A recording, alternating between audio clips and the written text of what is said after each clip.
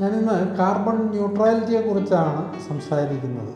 Carbon neutrality എന്നത് നമ്മുടെ ദൈനംദിന പ്രവർത്തനങ്ങളുടെ ഫലമായി ഉണ്ടാകുന്ന കാർബൺ ബഹിർഗമനം നീക്കം ചെയ്യുന്നത് ഓഫ്സെറ്റുകൾ ഉപയോഗിച്ചോ അല്ലെങ്കിൽ അവയെ ന്യൂട്രലൈസ് ചെയ്യുന്ന പ്രവർത്തനങ്ങളിലൂടെ അന്തരീക്ഷത്തിലേക്ക് കാർബൺ ഡൈ ഓക്സൈഡിൻ്റെ വർധനവ് നിയന്ത്രിക്കുന്നതിന് സാധിക്കുന്നു. ഇതിന് പല മാർഗങ്ങളുണ്ട്.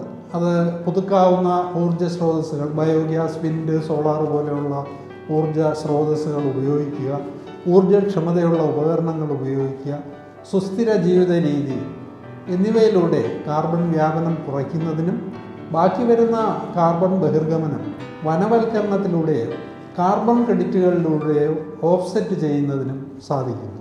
കാർബൺ ന്യൂട്രാലിറ്റി നേടുന്നത് കാലാവസ്ഥാ മാറ്റത്തെ പ്രതിരോധിക്കാൻ സഹായിക്കുന്നു, പരിസ്ഥിതി സംരക്ഷണത്തെ പിന്തുണയ്ക്കുന്നു, കൂടാതെ സുസ്ഥിരവും കുറഞ്ഞ കാർബൺ ബഹിർഗമനവുമുള്ള ഭാവിയിലേക്ക് കടക്കുന്നതിനുള്ള നിർണായകമായ ഒരു പടി കൂടിയാണിത്.